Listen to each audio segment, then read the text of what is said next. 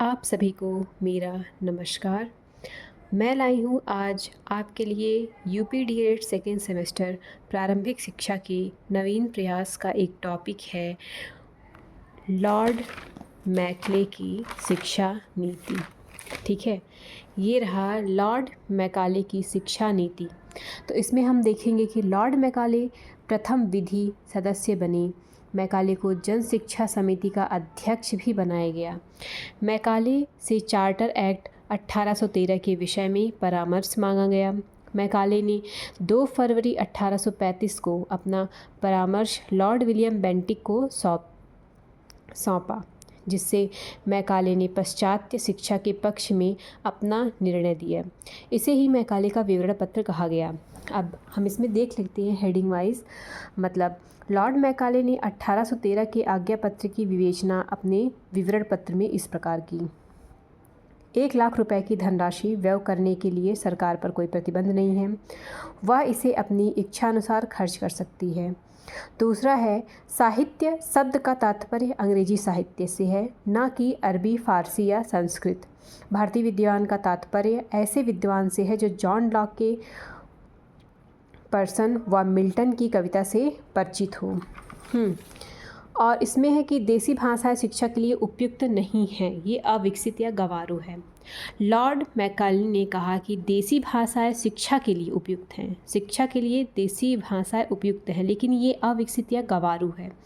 अंग्रेजी ही नवजागरण का एकमात्र साधन है। मैकाले ने अंग्रेजी साहित्य की श्रेष्ठता बताते हुए कहा कि एक अच्छे यूरोपीय पुस्तकालय की एक अलमारी बराबर ही समस्त संस्कृत एवं अरबी का साहित्य है। इन्होंने हिंदी साहित्य को बहुत ही निकृष्ट माना है और इसीलिए इन्होंने ऐसा लिखा हुआ है इसमें। और लेकिन भारतीय शिक्षा में मैकाले का योगदान क्या रहा? मैकाले को भारतीय शिक्षा का अग्रदूत माना जाता है। उसने देसी साहित्य की निंदा की, वहीं उसने उनके विकास के लिए सिफारिश भी की। वह पहला अंग्रेज विद्वान था जिसने प्राच्य पाश्चात्य विवाद समाप्त किया। मैकाले के विवरण पत्र ने भारत के लिए प्राच्य पाश्चात्य ज्ञान के द्वार खोल दिए। अंग्रेजी शिक्षा ने भारतीय जनता में समानता, स्वतंत्रता और बंधुत्व की भावनाएं उत्पन्न करके उनमें राजनीतिक जागृति उत्पन्न कर दी। अब हम देखते हैं कि मैकाले की आलोचना या उनके दोष क्या थे। विवरण पत्र में भारतीय भाषा का अपमान।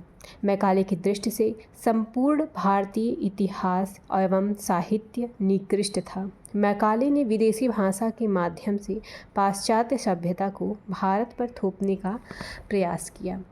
मैकाले भारत में ऐसा वर्ग बनाना चाहता था जो रक्त व वर्ण में भारतीय तथा नैतिक आदर्शों व रुचियों में अंग्रेज हो।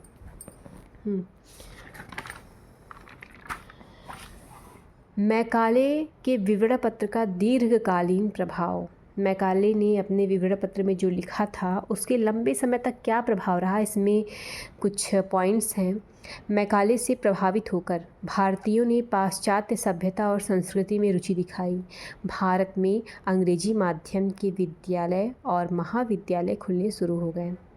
सरकार ने मैकाले के सुझावों से प्रभावित होकर इन सुझावों के आधार पर नई शिक्षा नीति की घोषणा की। अब इधर थोड़ा आप इस पर भी ध्यान दीजिए, इसको मैं नेक्स्ट वीडियो में अपलोड करूँगी।